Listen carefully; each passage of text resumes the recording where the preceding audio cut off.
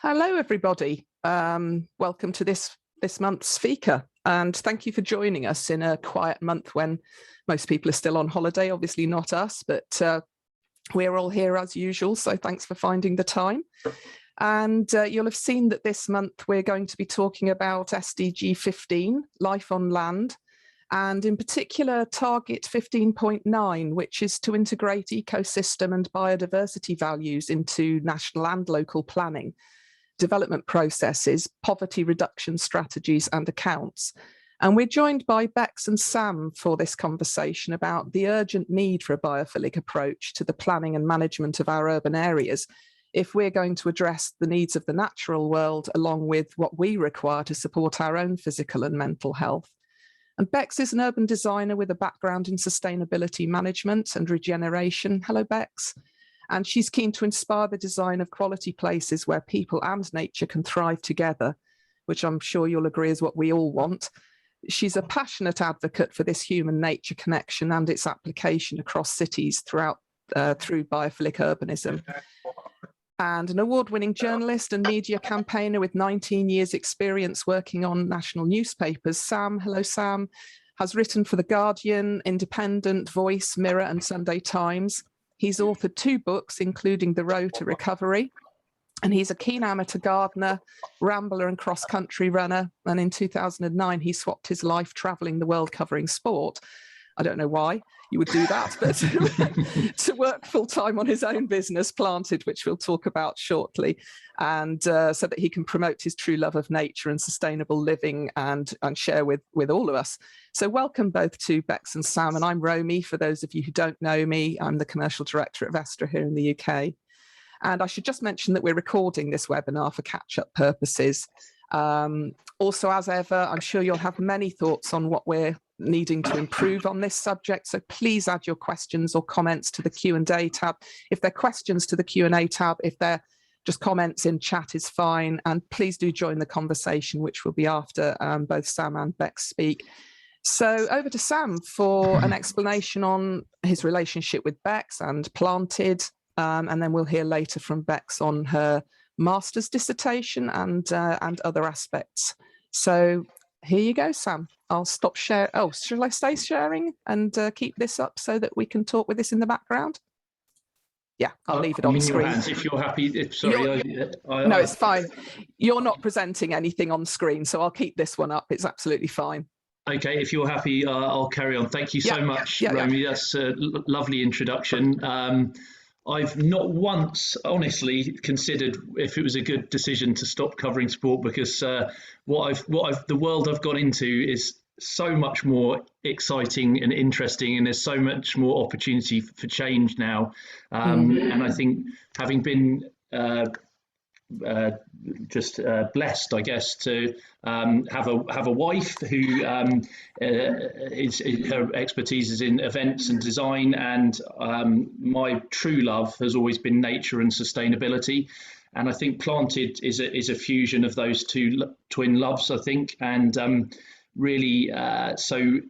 It was born out of tragedy, of family tragedy, actually, where we realised actually we needed to live a more sustainable life. So I needed to stop travelling the world as much as I was, and Deb's and I needed to sort of find our rhythm and our sync together. And that's really what happened with Planted. It's Deb's her background is in design events, and we thought, how can we merge these two together? And as I say, we had a family tragedy, and I think very naturally went to quite a dark place mentally. I was deeply traumatized, actually, and sad by what happened. And I just found myself naturally gravitating to our garden. It was the one place I felt safe. It was the one place I felt secure and calm. And I could hear the birds sing, and I could touch the soil. And it was the most basic sort of simple assurance for me. And out of that, I started to move out gradually, literally into the woods where we're blessed to have around us, where we were staying at the time.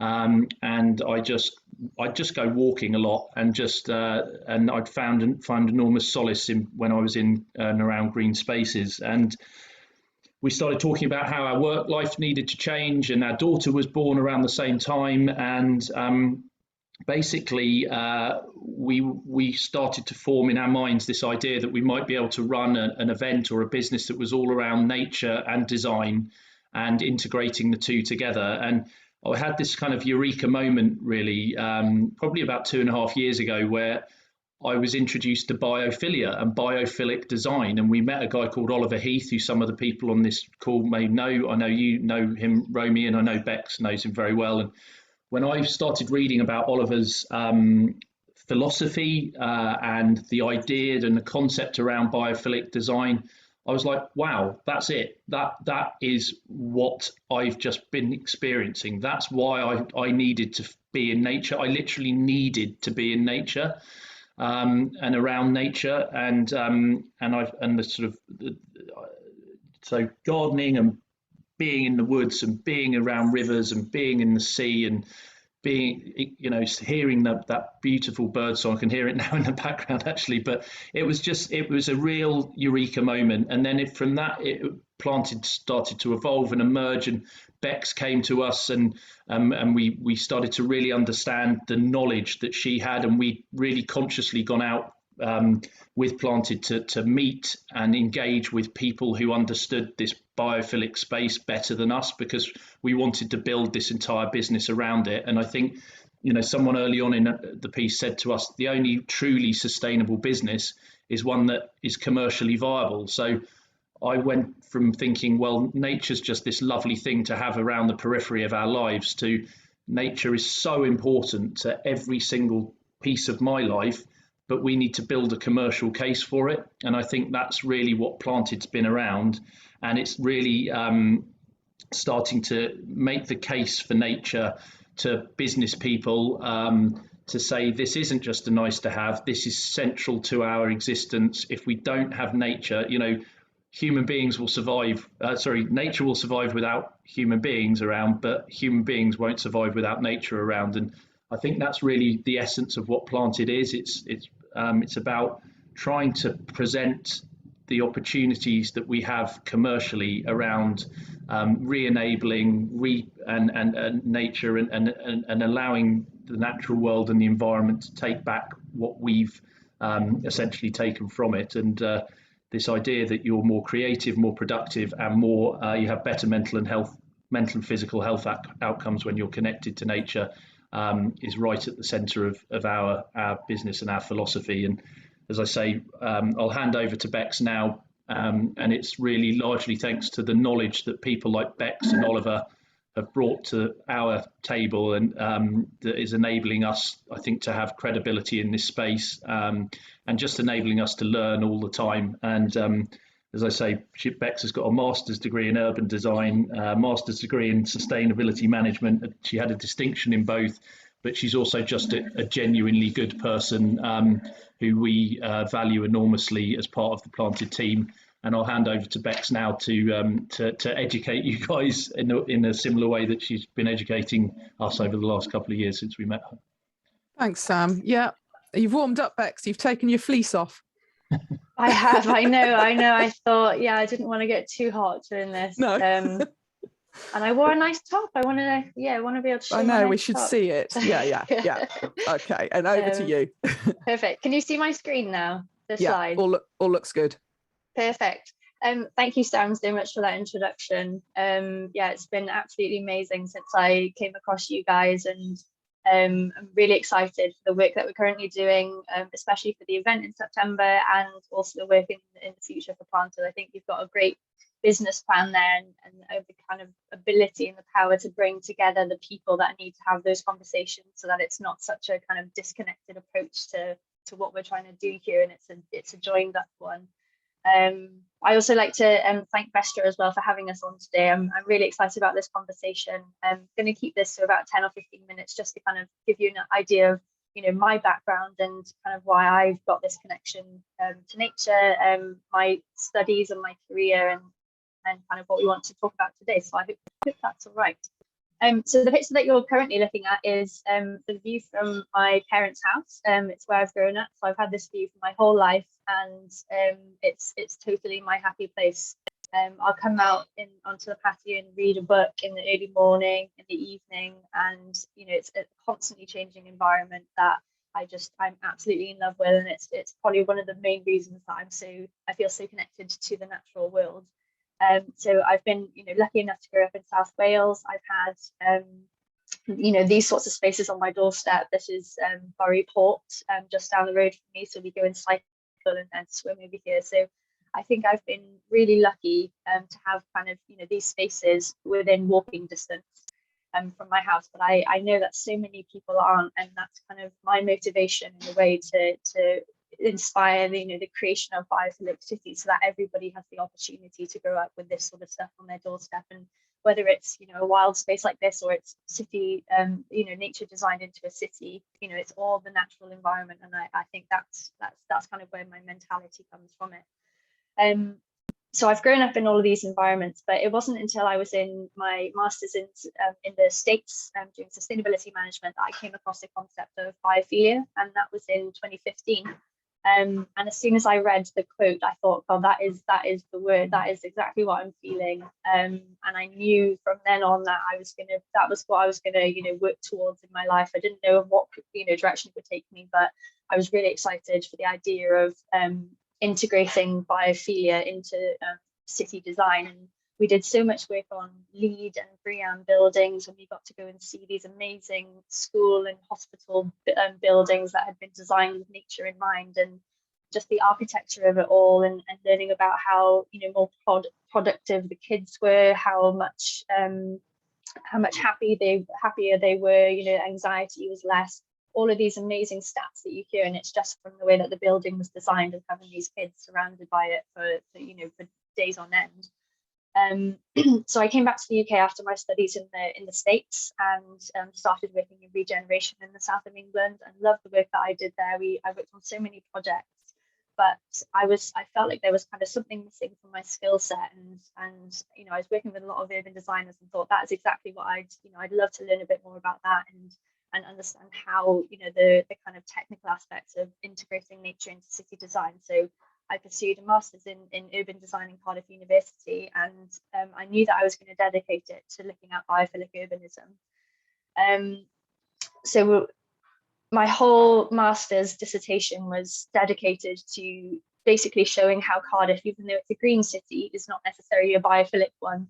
And so I assessed the qualities of nature within the city to identify whether an urban space compared to a green space, how different they were in terms of biophilic attributes. And I know this is only kind of one aspect of biophilic design, but it was really important to me to kind of look through, and I kind of make that case for myself, that I knew that just because it was a green space, it doesn't necessarily mean it's a biophilic space. And I think that's really important to note going forward in terms of how we integrate nature into the cities of the future. And we have to kind of look at this whole array of attributes, and not just the kind of green infrastructure. So I absolutely loved my master's doing that. I learned a lot more around urban design and the kind of technical aspects of it, and went deeply into the kind of the fundamental principles of biophilic design. So a lot of my research, it was around Stephen Kellett's work. I'm sure some of you are quite familiar with Stephen Kellett's work, but he talks about how nature, so not every instance of nature within a city can be biophilic, and him and Calabresi identify these kind of 5 fundamental principles that have to kind of underpin any kind of biophilic design within a city. And when you look at this, you start to realize the kind of the complexity and the depth that biophilic design has over just purely green infrastructure. So even just looking at, requires repeated and sustained engagement with nature. That means that people need to have that constant, they need to have constant exposure to nature. It can't just be a tree here or there, or a single, plant, or a nature-based picture, or, water fountain. It has to be the constant and sustained engagement with nature. And with my master's, I previously looked at the building, so biophilic design on a building footprint, and that while that's incredibly important, I think now we have to make that next step to look at what that could do across a whole city scale. So you look at having all these attributes embedded on a building scale, and the benefits that come from it. For example, natural light. There's a study that shows that people, 7 studies actually show that people who had exposure to morning light within a hospital setting, it was actually more effective at reducing depression than evening light. Patients admitted to hospital having rooms with bright daylight actually reported lower stress levels and less pain. You look at people needing less medication, people, kids having more productivity in school, being able to, their attention is longer lasting in school. There's huge benefits that you can get from integrating these on a building scale. And then you consider, what would happen if you implemented that on a whole city scale, how big the benefits would be from that. So my master's then looked at how you could work with biophilic urbanism. And the idea of biophilic urbanism is that you're looking at, so these are kind of my 4 principles that I kind of pull together that I think we need to look at when we look at biophilic urbanism. And the first one is to retain those biophilic principles. So that's the 5 fundamental principles that Keller and Calabretti came up with, and those are just the fundamental in order to ensure that you're delivering what we need within the biophilic design context. But then you've got continuity. So this is around making sure that things within the city are not disconnected. You're not, as a cyclist, I've been on many cycle routes that just suddenly finish and then they don't appear again. And it's the most frustrating thing, because you think you've done half the job, you've put that in there, but it's not continuous. And so it's things like that. And you're looking at, even habitat corridors. A habitat corridor is only as good as, if it connects everything up. You can't just end somewhere. And so that's it's continuity, both in human and kind of natural terms as well. Connectivity. So this is about connecting places up, so having destinations for people. Singapore has done an amazing job at this.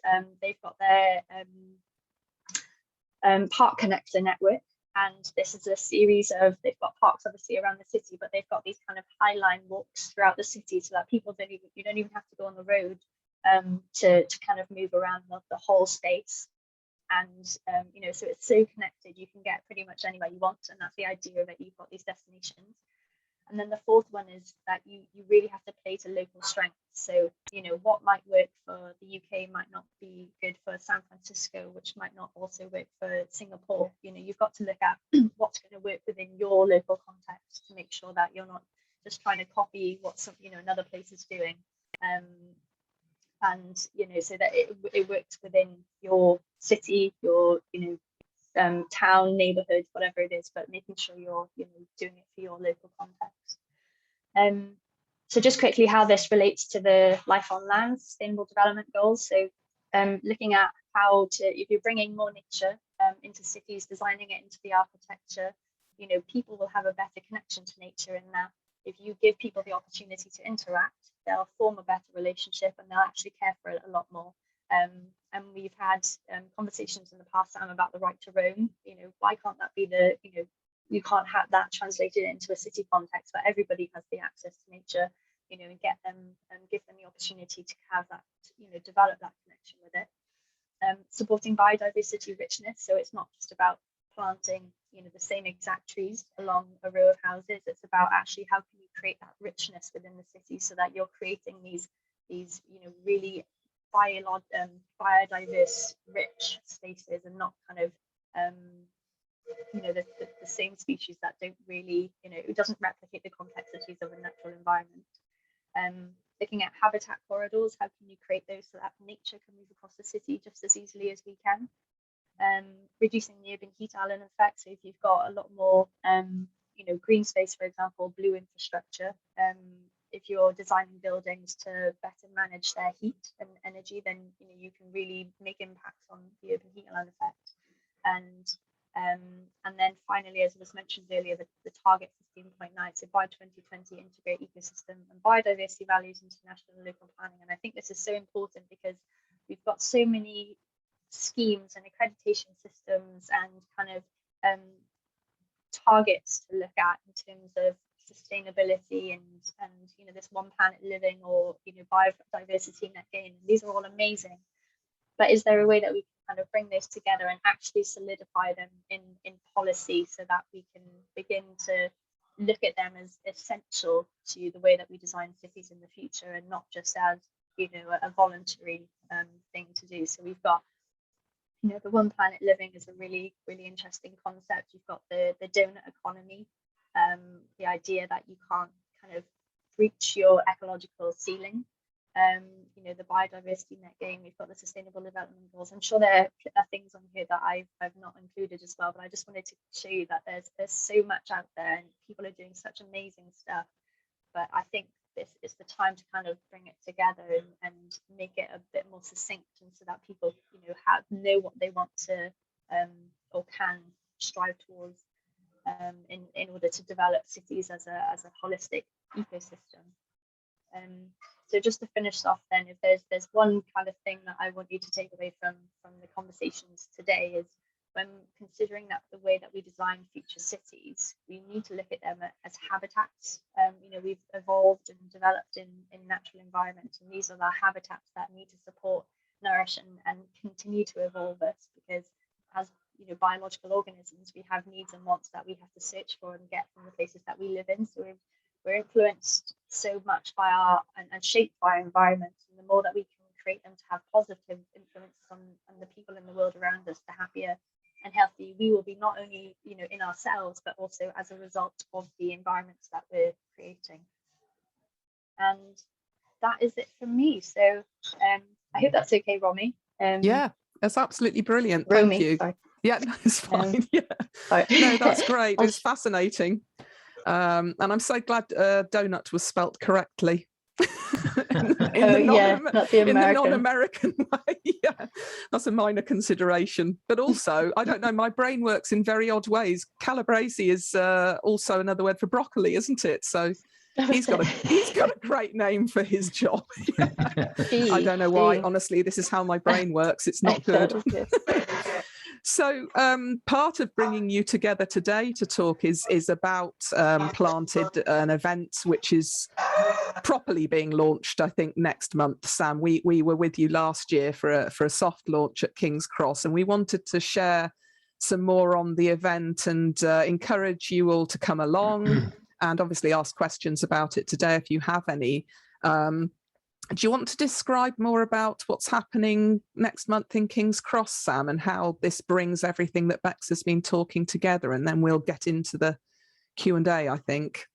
Yeah, thank you, Romy, and thank you, Becks. I think hopefully everyone learned something from that presentation. I think what's so great about having people like Becks in our team is that we're constantly learning and constantly sort of understanding more about how this connection to nature and within where we work and where we live and where we sleep and where we socialize, and can just it's such a powerful thing. And as you say, Romy, that's very much part of what we're trying to explore through the event, and indeed through other platforms within the business of Planted. We have a Planted Unearthed is our media forum.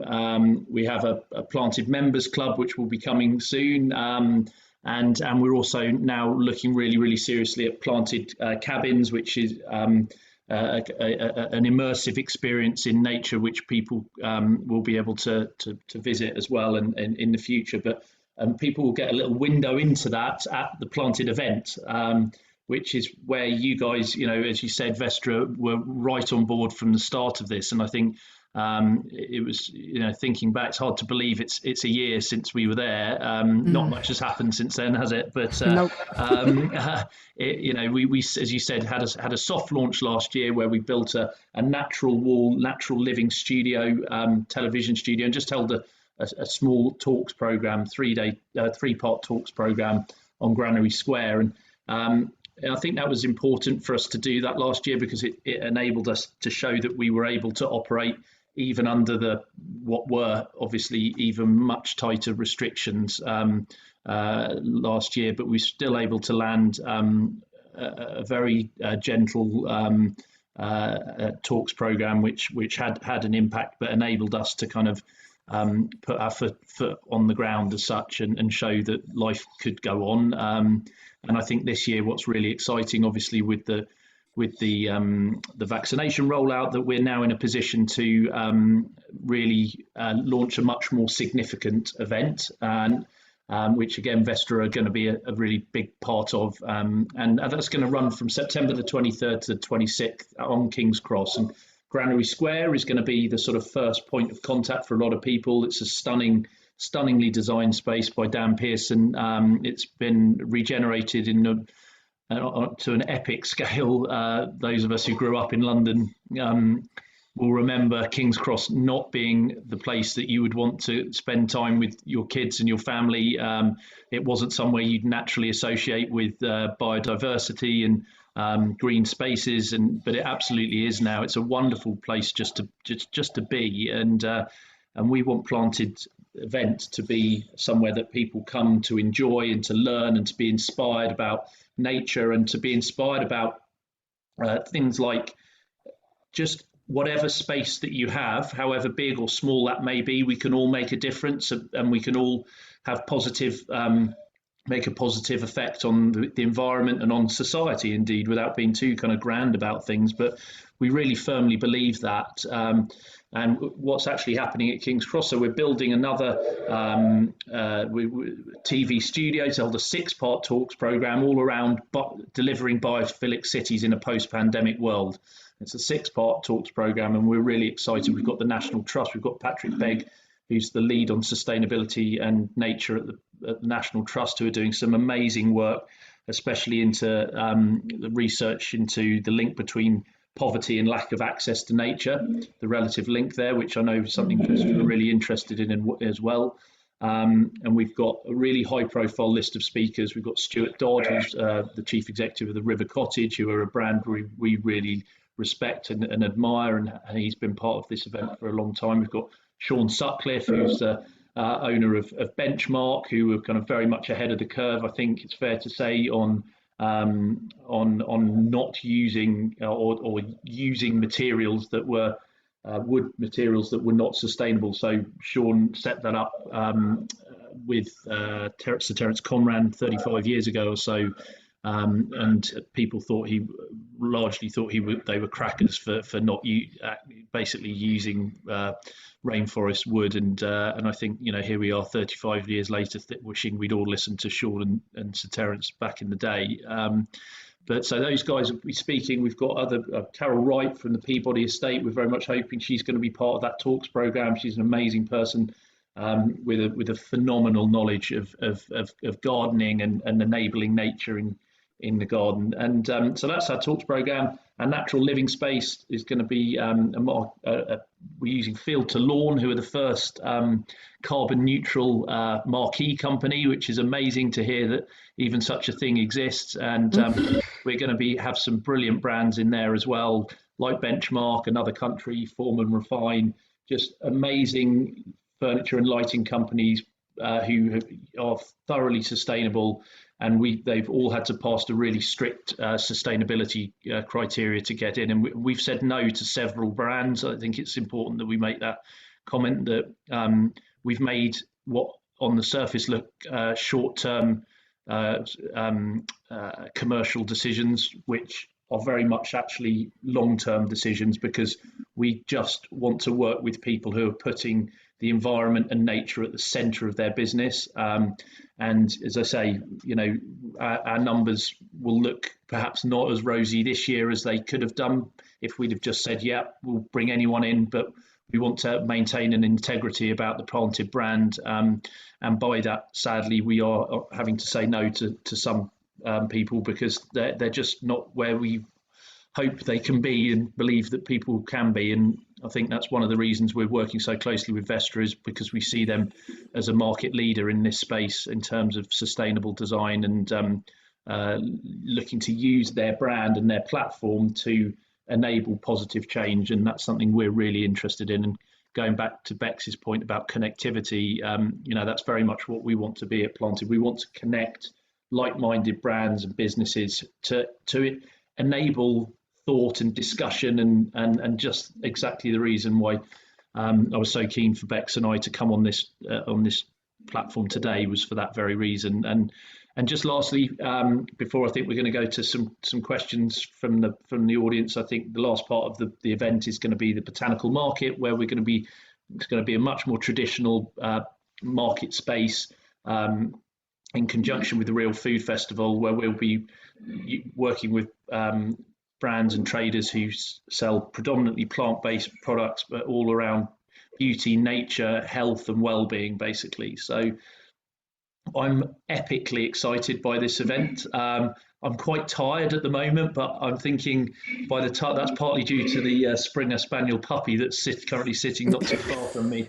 But I'm honestly just unbelievably proud of the team that we've been able to put together. I'm unbelievably proud of the partners that we've brought to the table. And I'm eternally grateful to people like Romy and people like Becks, who saw our vision, before other people, and bought into the planted concept, really, because it's only with partners like these guys that we're going to be able to really affect some significant change. And we're inviting and want to engage with government and policymakers to help them to understand how much there is an appetite for this change and how we actually deliver that change. And as I say, I'm really, really grateful for everyone that's been part of the journey, and I'm very much looking forward to the longer term journey and really seeing a shift here, because that's what we're all about at Planted. No, and so please come along, everybody listening in. I know Matt's been posting some links, so you can sign up and hopefully join us.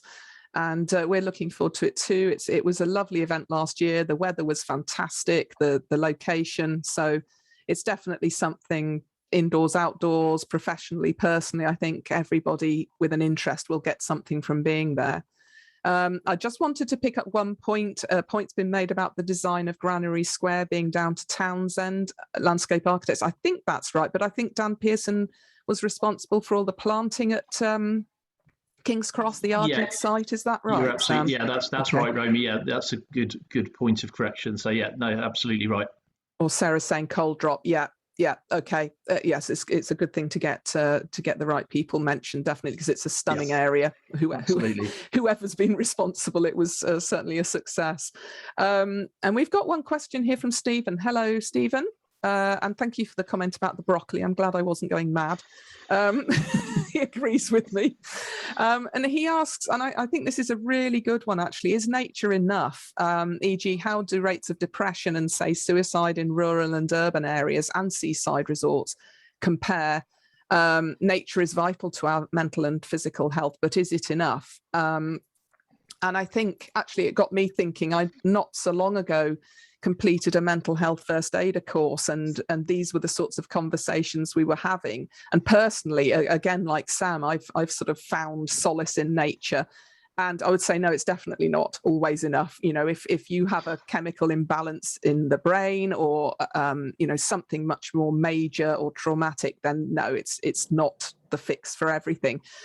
But in the training I did, it describes a sort of vessel filling with stress, or anxiety, or anything negative, and over brimming, topping over when there's too much of it. And there's a tap that you release in all sorts of different ways, whether it's a talking therapy, or whether it's a tablet, or whether it's being in nature, forest bathing, anything. And I think it's that sort of balance that you have to strike. And sometimes it's just going to overflow, no matter how many times you sit under a tree, in truth. I think that's a personal view of it. I don't know what your thoughts are, Sam and Becks. I know in rural communities and some of the less wealthy now seaside towns where the past has sort of gone down the pan a bit, that there are huge problems with physical and mental well-being, even though you can look at the sea or a tree every day. So I don't know what your views are on that.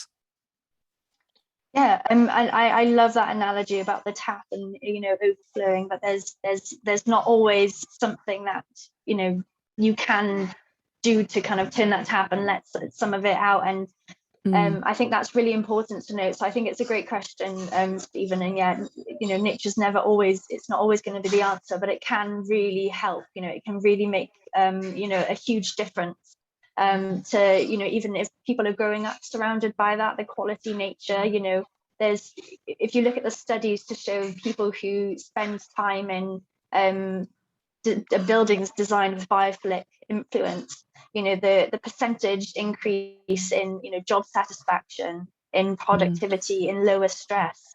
You look at the hospital settings like I was talking about earlier, and people needing less medication. There's even just having a view of nature. I think there was a study done where people patients had either a view of a brick wall or a view of a tree, and even though the view of the tree is, in my opinion, an isolated experience of nature and doesn't technically constitute as biophilic design, that for them actually really helps them to recover much quicker. And there have been studies showing that people with biophilic views can study, I think it's 3.67 days they leave earlier than the people who have got urban views. So there's no doubt that nature can provide amazing benefits to people within the buildings. But it's looking at it on the whole city scale, and it's about this kind of the human stress response to that fight or flight.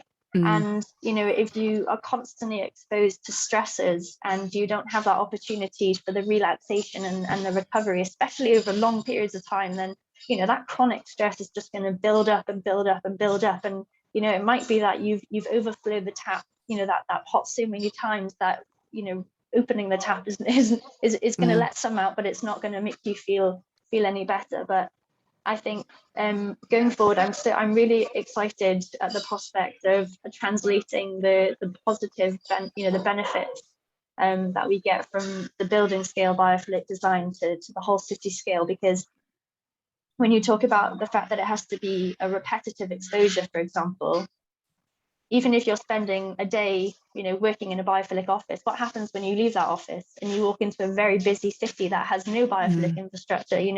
That stress is just going to, build up, and you almost like negate the fact that you've spent the whole day in an office like that. So it's really important that we start to look at cities as kind of holistic spaces, because otherwise, even a really good opportunity for biophilic design for some people as well that don't even have the access opportunities to those buildings, for them it's just an isolated experience because they can walk past it or they can visit it for a few moments and then they have to come out of it. So no, I agree, Romy, that nature's not enough, but it has huge potential to add value to people's health and well-being. Yes. I don't know if you want to add anything, Sam. Yeah, I mean, I think the word that keeps coming up for us is balance, and also, and I think this notion that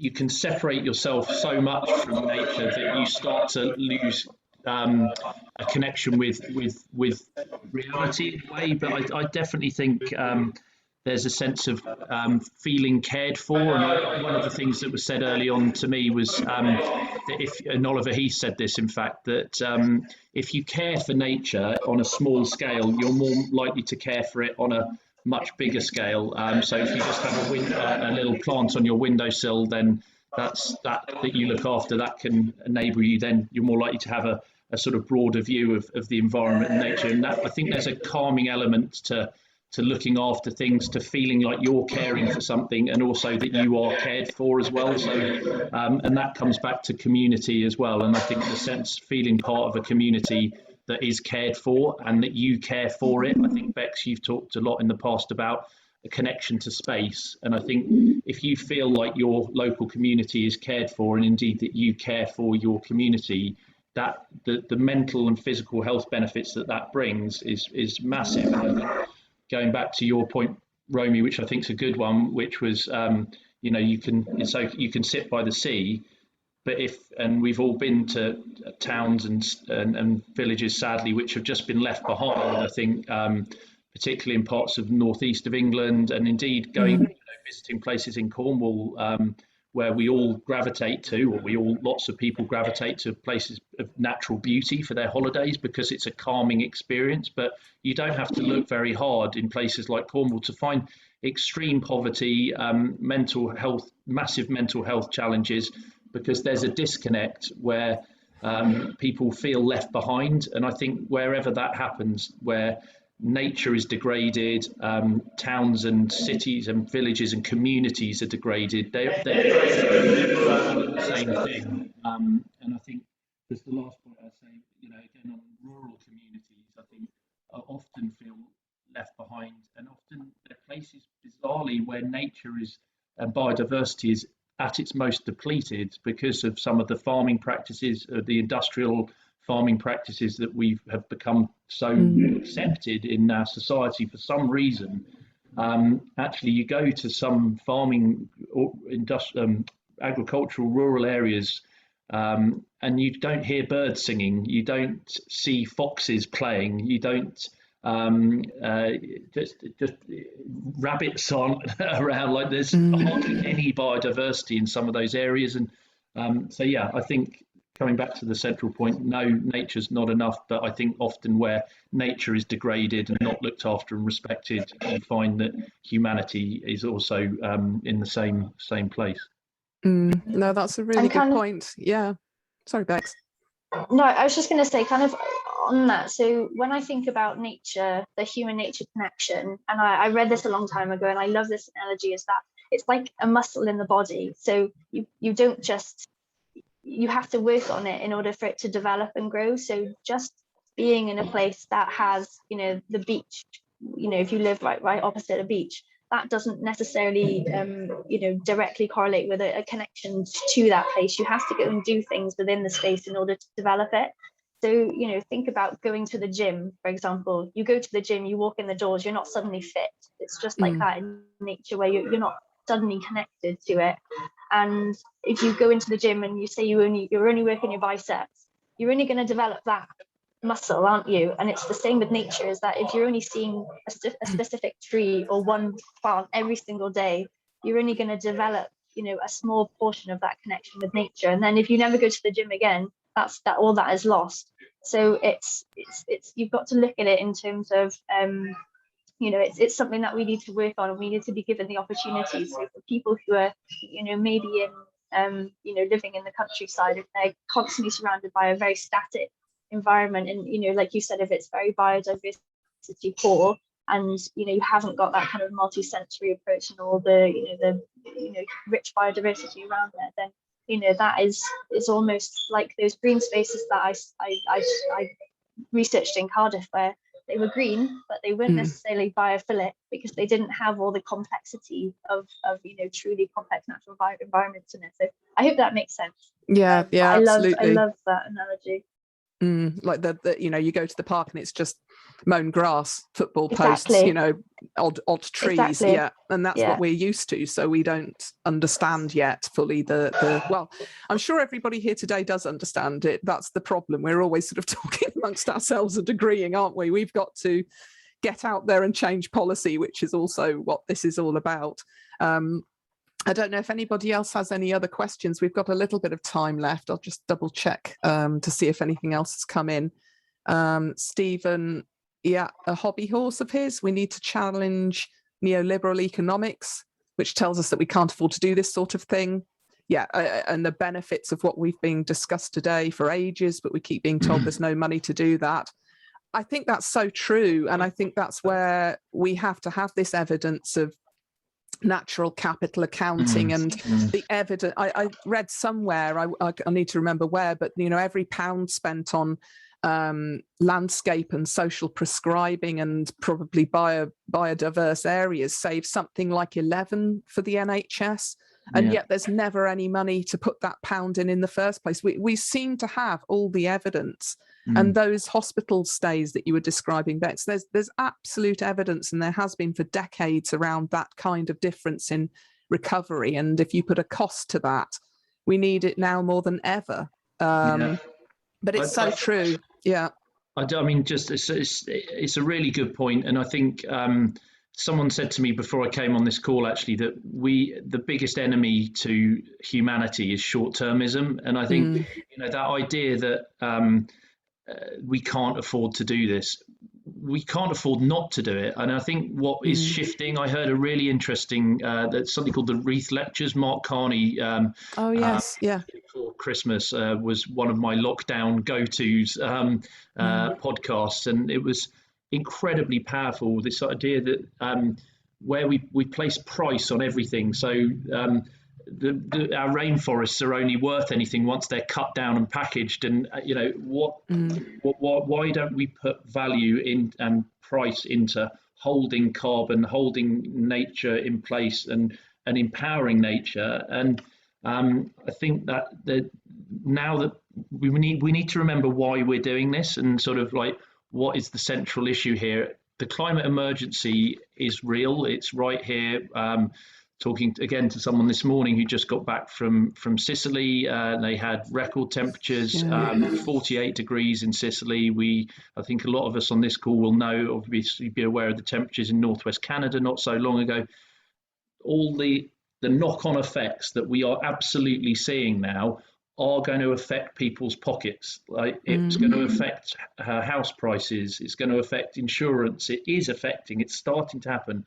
And that's why we're getting this reaction at a government level. So to suggest that we can't afford to do it is about the most preposterous thing. And I think anybody who's seriously making that argument now is going to be quite easily shot down, for want of a better way of putting things. But we absolutely must do this for commercial reasons as well as sort of existential ones.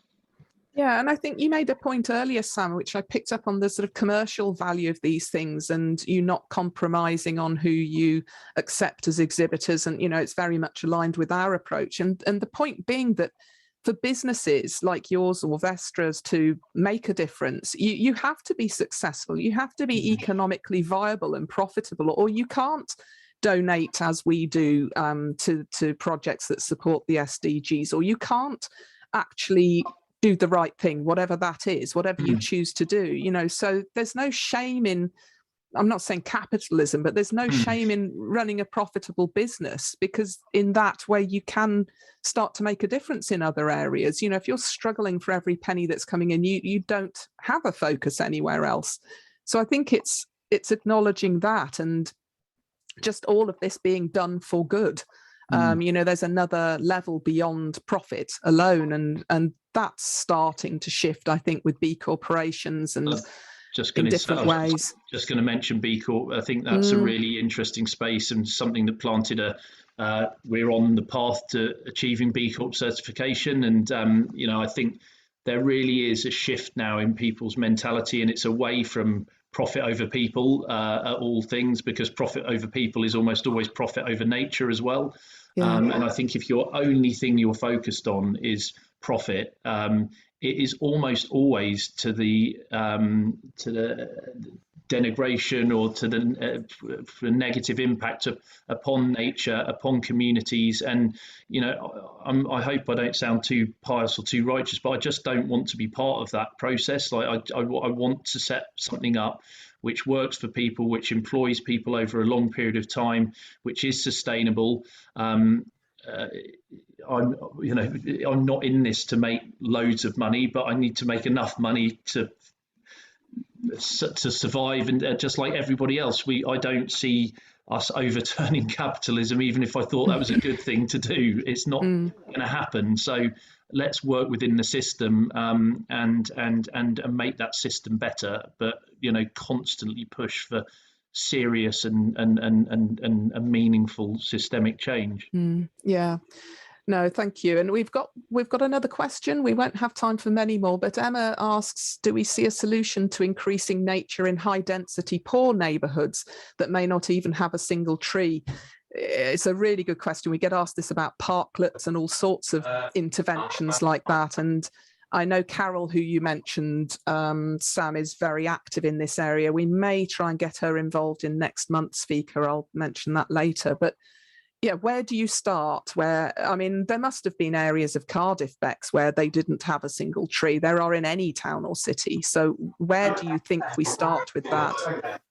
Yeah, and I think this is where you've got to pull together that kind of reasoning of, you know, why it needs to be embedded in policy, because things like this, having them as voluntary things in the future is just not going to suffice. And it's really important then also to look at the cities as, you know, the holistic ecosystems, you know, they're habitats for everybody to work in, and if one section of it isn't working, then, you know, it doesn't work for the whole section. You can't, and it does too much these days, split, you know, people who are not wealthy, who don't have the power, you know, certain cultures, certain races, you know, it shouldn't be like that, and everybody should have the same opportunities to grow up in a nature-forward environment. So it needs to go back to the basics, and you know, look at how you design these places in the first instance, because you know, I during COVID, when we had our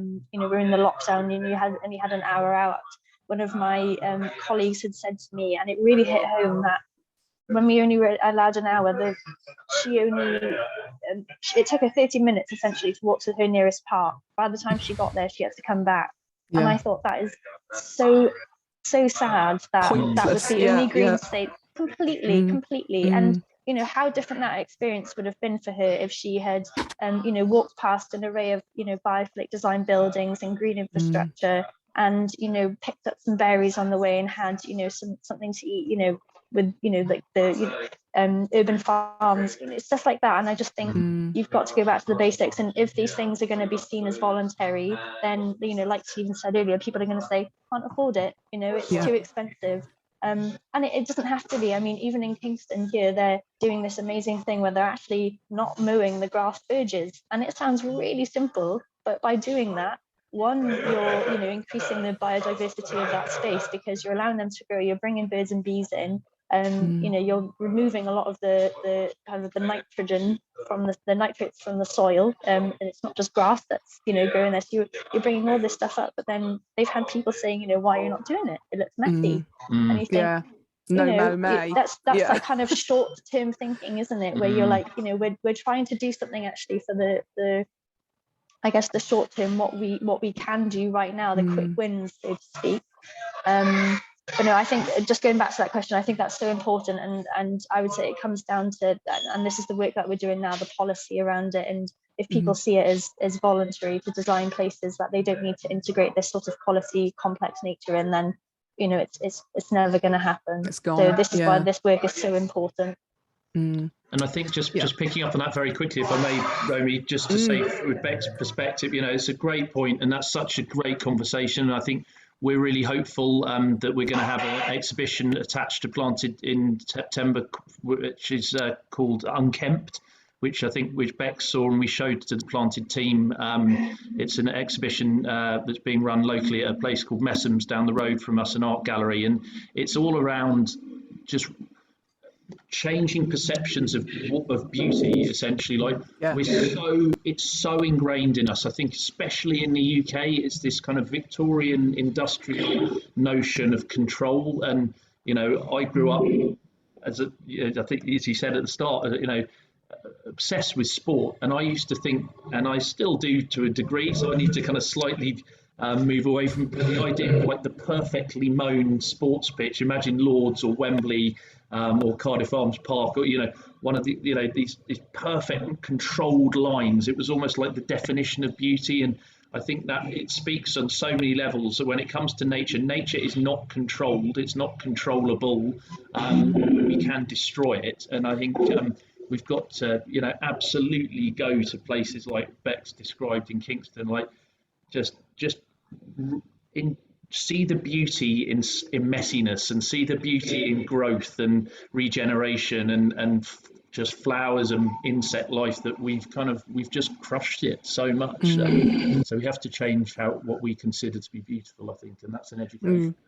That is a good point. It is education and communication, isn't it? I think. I mean, that's kind of what these sessions are about in our own tiny way.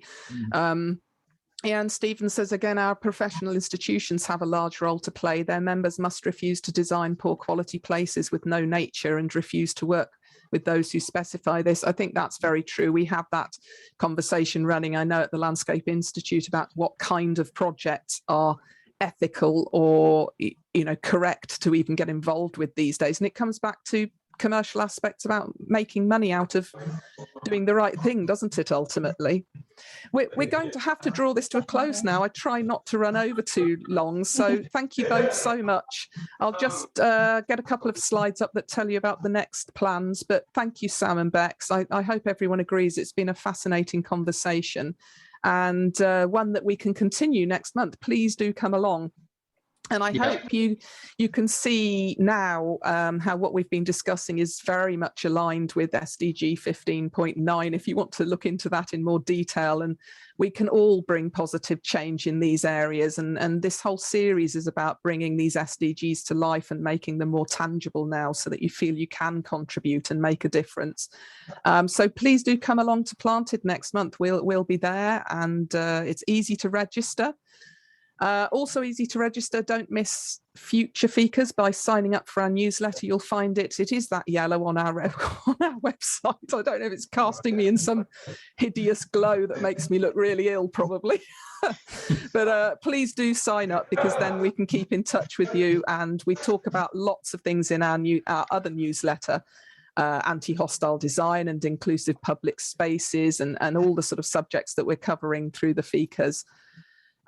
Also follow us on social media. Again, all of those topics pop up, and particularly on Instagram more than any other. So you can find us on all the usual places. And then these are our upcoming Fikas. We're now looking forward to the next few months. We really hope you've enjoyed today and that you'll join us in the future. We know there's a lot of competition for time on these webinars, but please do remember that these count towards CPD commitments if you are a member of a professional institute. And this one, again, like many of the others, will constitute one of the 5 hours that landscape architects have to spend each year now on the climate emergency. So our upcoming ones are live for the first time ever. There's going to be so much carnage around the technical aspects, I think, but we're coming live from Planted next month. So I really hope that goes to plan. And we're talking about parklets and bringing in people from communities driving that change from Lambeth and others. So that kind of addresses some of the points we've been talking about today, bringing everybody on board and how a simple car parking space can transform a neighbourhood. And then in October, very different, we have Mary Bowman coming to speak about their work around the Eiffel Tower, the landscape around there, with a particular emphasis on bringing nature and culture into that project, which is, if you've seen the plans for Paris, are fascinating. They're determined to turn it into a 15-minute city and have nature on every corner. So please join us for that.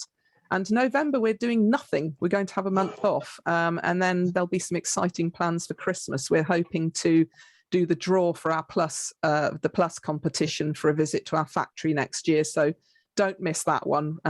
We'll be pulling one of your names out of a hat, and obviously everyone you join, you get a better chance of winning that one. So yeah, we'll be busy in the next couple of months. Look forward to seeing you again soon. If you've missed anything, we now have all of our Fikas on our landing page on the website, so you can watch those anytime you like. So thank you again for all coming. Thank you, Becks. Thank you, Sam, and Matt, who's in the background. Thank you. And we hope to see you all very soon, and have a great weekend, or go hell. So bye-bye.